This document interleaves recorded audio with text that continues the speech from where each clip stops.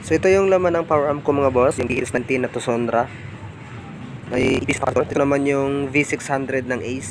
May 8 ASCII sa factor. Ito yung transformer niya. So compare natin. Pang mid asap yan. So nilinis ko lang kasi matagal nang hindi nalinisan. So ito yung mga processor ko. Yung mga processor ko ka-arrange na. Silagay ko ng breaker na 30 amperes at saka yung outlet. So yun mga boss, so nilinis ko lang yan mga boss kasi almost 1 year na siyang hindi nalinis.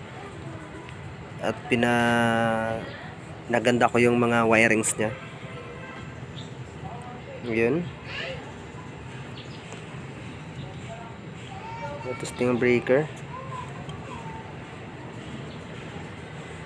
Saka yung mixer natin mga boss. So palagi kong binabalot yan pag hindi na ginagamit mga boss. So harap ng ating processor.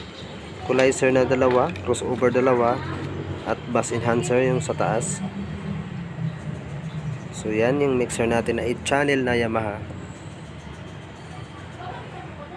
So yan ang mga pinag-ipunan ko mga boss sa sideline.